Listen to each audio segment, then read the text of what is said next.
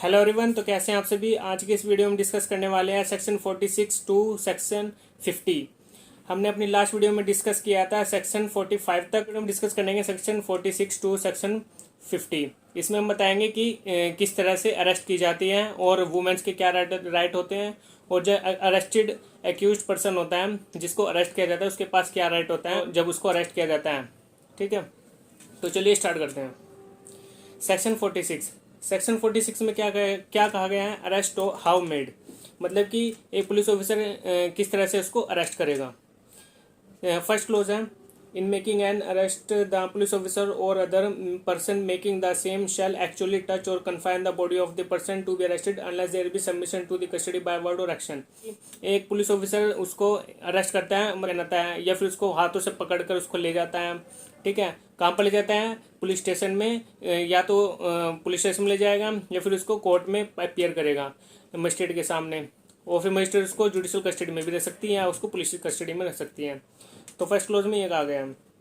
इसके प्रोवाइजो में कहा गया है, प्रोवाइजो है provided that where a woman is to be arrested unless the circumstances indicate to the contrary her submission to the custody of an oral intimation of arrest shall be presumed unless the circumstances otherwise required or unless the police officer is female the police officer shall not touch the person of the woman for making her arrest.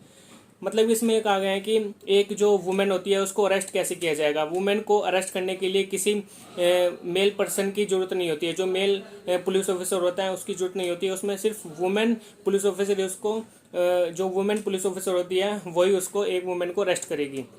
ठीक है, और जो एक male person होता है, mail police officer होता है, वो उसको टच भी नहीं कर सकता है। ठीक है, और इसमें सिर्फ परमिशन होती है किसके पास, जो वुमेन पुलिस ऑफिसर होती है वही उसको अरेस्ट कर सकती है, एक वुमेन को, वुमेन जो अक्यूज होता है। ये हमारा फर्स्ट क्लोज था। अब हम आते हैं अपने सेकंड क्लोज में। If such person forcibly resist the individual or to arrest him to attempt to evade the arrest such police officer or other person may use all means unnecessary to effect the arrest. कहा गया कि अगर कोई person forcibly वहाँ से भागने की कोशिश करता है या फिर वो मतलब कि पुलिस की जो कस्टडी है उससे भागने की कोशिश करता है, हमके पास ये पावर होती है कि वो अपने से भी नेसेसरी को रोक सकता है भागने से। किसको, एक जो अरेस्टेड पर्सन होता है अगर वो भागता है अरेस्ट होने से। ठीक है, तो सेकंड क्लोज में सिर्फ यही था। थर्ड क्लोज है, nothing in this section gives a right to cause the death of a person who is not accused of an punishable with death or with imprisonment for life. Third clause में simply ये कहा गया है कि अगर कोई मतलब कि अगर कोई अक्यूज नहीं है, ये नहीं कहा है कि जो इसमें किसी को डेथ की पनिशमेंट नहीं दी जाएगी अगर उसको ये अक्यूज नहीं है, punishable with death or with imprisonment for life.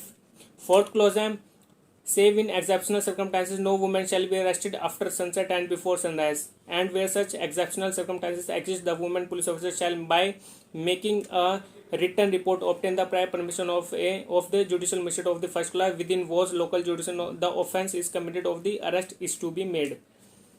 इस जो फोर्थ क्लोज है सबसे इम्पोर्टेंट क्लोज है। इसमें वुमेन के राइट के बारे में बात की गई है कि जो एक वुमेन होती है उसको अरेस्ट कैसे किया जाएगा। वुमेन को अरेस्ट कब कौन करती है, वुमेन पुलिस ऑफिसर। ये हमने प्रोवाइजो में पढ़ा था, सेक्शन 1 के जो प्रोवाइजो दिया हुआ है उसमें पढ़ा था हमने कि एक पुलिस ऑफिसर, एक वुमेन पुलिस ऑफिसर ये एक वुमेन को अरेस्ट कर सकती है। और जो फोर्थ क्लोज है, फोर्थ क्लोज में कहा गया कि उसको कब अरेस्ट किया जाएगा, एक वुमेन को अरेस्ट किया जाएगा कब किया जाएगा। इसमें लिखा है after sunset and before sunrise women को अरेस्ट नहीं किया जाएगा। अगर उसको अरेस्ट करना है कोई मतलब कि काफ़ी इमरजेंसी है तो उसको एक प्रायर परमिशन लेनी पड़ेगी, किससे, जुडिशल मजिस्ट्रेट फर्स्ट क्लास के। उसको जरूरी है उसको अरेस्ट करना, काफ़ी इमरजेंसी है या फिर उसको एक्सेप्शनल सर्कमस्टांसेस हैं तो वो उसको अरेस्ट कर सकती है, लेकिन सिर्फ और सिर्फ वुमेन पुलिस ऑफिसर ही उसको अरेस्ट करेगी। और कब करेगी, पहले उसको परमिशन किससे लेनी पड़ेगी, judicial magistrate of the first class से, तब जाकर वो उसको अरेस्ट करेगी। और जो जुडिशल मजिस्ट्रेट फर्स्ट क्लास होगा वो उसी लोकल जुडिक्शन में का होगा जिसमें कोई क्राइम कमिट हुआ है जो भी उस वुमेन ने किया था। ठीक है, तो उसको परमिशन लेनी पड़ेगी judicial magistrate of the first class से। तो हमारा 46 सेक्शन सिर्फ ये बताता है कि उसको एक पर्सन को कैसे अरेस्ट किया जाता है। सेक्शन 47 है, सेक्शन 47 पे आ चुके हैं हम। सेक्शन 47 में कहा गया है search of place entered by person सोर टू बी अरेस्टेड।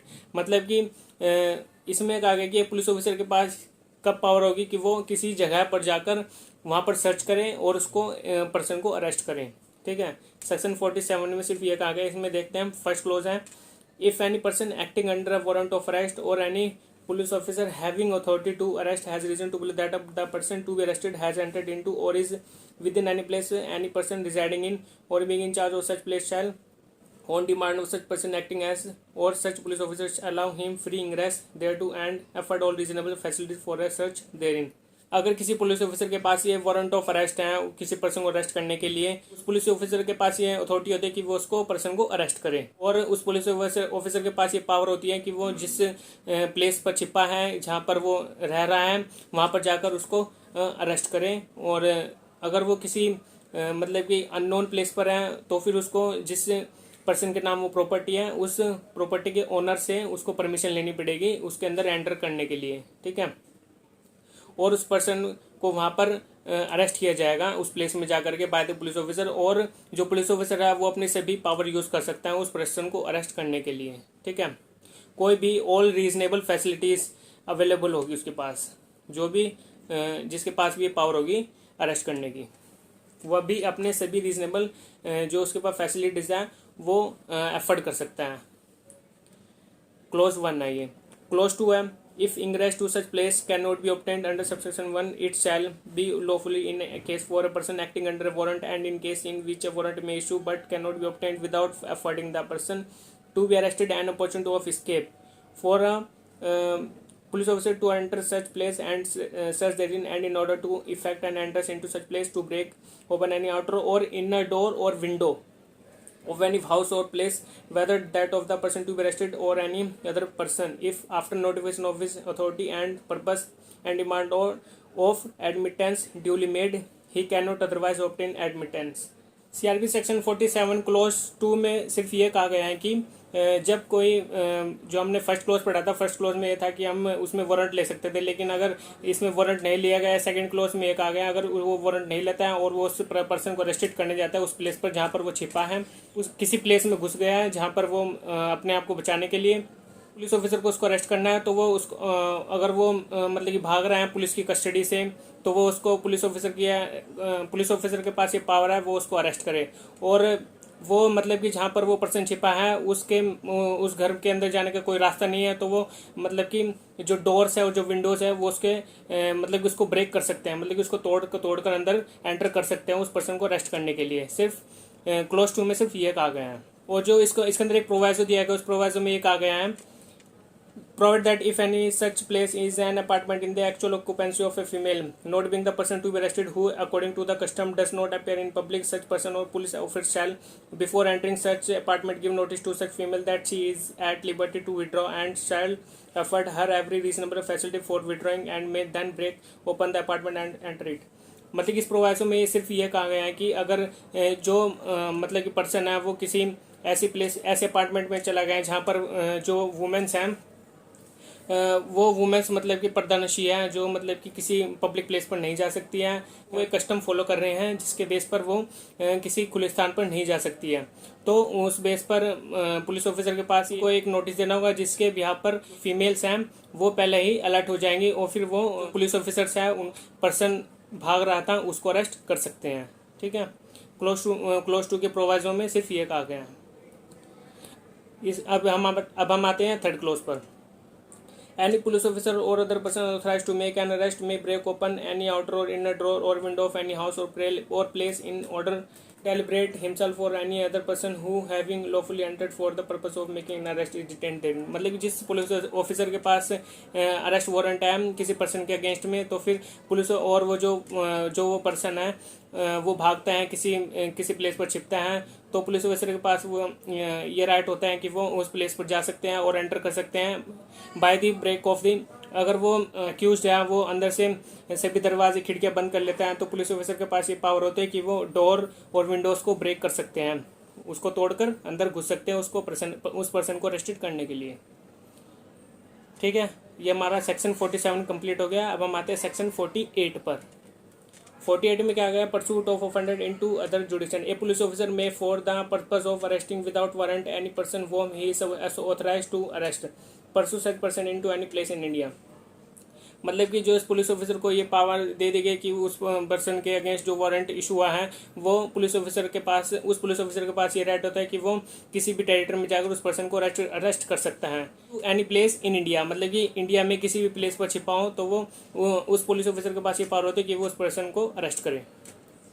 48 सेक्शन में सिर्फ ये कहा गया है। अब हम आते हैं सेक्शन 49 पर। No unnecessary restraint, the person arrested shall not be subjected to more restraint than is unnecessary to prevent his escape. मतलब इस पर्सन के ऊपर ये शक होता है कि वो आगे को वो एस्केप नहीं होगा, तो फिर पुलिस ऑफिसर को मतलब कि उसके अंदर अननेसेसरी रिस्ट्रेंट नहीं करना चाहिए, उसके अंदर ज़्यादा मतलब कि जरूरी नहीं है कि उसको रिस्ट्रेंट करें। तो अगर ये नहीं लगता है कि वो एस्केप होगा तो फिर पुलिस ऑफिसर के पास ये पावर है कि वो उसको ज़्यादा रिस्ट्रेंट नहीं करेगी। सेक्शन 49 में सिर्फ ये था। अब हम आते हैं सेक्शन 50 पर। सेक्शन 50 में क्या है, person arrested to be informed of ground of arrest and of right of bail. मतलब कि इसमें जो अरेस्टेड पर्सन होता है उसके पास राइट दिया होता है। क्या राइट होते हैं इसमें, एक तो बेल का राइट होता है और एक मतलब कि इन्फॉर्मेशन देनी होती है उस पर्सन के जो नेबर्स होते हैं या उसके जो फैमिली में होते, मतलब कि इन्फॉर्मेशन देनी होती है कि वो अरेस्ट हो चुका है। इसमें फर्स्ट क्लोज है, every police officer or other person arrested any person without warrant shall forthwith communicate to him full particulars of the offence for which he is arrested or other grounds for such arrest। मतलब कि जो first clause है, first close में जो arrested person होता है उसके पास ये राइट होता है कि वो जब उसको विदाउट वारंट अरेस्ट किया जाता है जो अक्यूज्ड होता है, तो पुलिस ऑफिसर को उसको सभी ग्राउंड्स बताने होते हैं कि उसको किस बेस पर अरेस्ट किया जा रहा है, अगर उसको विदाउट वारंट अरेस्ट किया जा रहा है। ठीक है, तो फर्स्ट क्लोज में सिर्फ ये कहा गया है। और जो सेकंड क्लोज है, सेकंड क्लोज में कहा गया, where a police officer arrest without warrant any person other than a person accused of a non-bailable offence, he shall inform the person arrested that he is entitled to be released on bail and that he may arrange for securities on his behalf। मतलब इसमें एक आ गया कि जो police officer है वो उस जो एक्यूज पर्सन है उसको अरेस्ट किया है, तो अगर उसने कोई नॉन बेलेबल ऑफेंस किया है और पुलिस ऑफिसर के पास ये को इन्फॉर्मेशन देनी होगी उस अरेस्टेड पर्सन को कि वो बेल ले सकता है। नॉन बेलेबल ऑफेंस होते हैं वो कोर्ट से बेल मिलती है, तो फिर पुलिस ऑफिसर को उसको बताना होगा अरेस्टेड पर्सन को कि आप बेल ले सकते हैं और आपको श्योरिटीज भरनी होगी इतनी। कोर्ट जब कोर्ट डिसाइड करेगी कि आपको इतना अमाउंट सबमिट करना है तो उसी बेस पर वो श्योरिटी लगेगी और जो सिक्योरिटी होती है वो भी दी जाएगी, कोर्ट में सबमिट होगी। ठीक है, ये सेक्शन 50 में सिर्फ ये बताया गया है कि उसको अरेस्टेड करने से पहले उसको ग्राउंड बताने होंगे और वो बेल ले सकता है अगर उसको अरेस्ट किया जा रहा है by the police officer. Police officer की ये ड्यूटी है उसको बताने की। ठीक है, सेक्शन 50 में सिर्फ ये है। हम अपनी नेक्स्ट वीडियो में डिस्कस करेंगे सेक्शन 50 है और आगे के फर्दर सेक्शंस को। आज के इस वीडियो में इतना ही।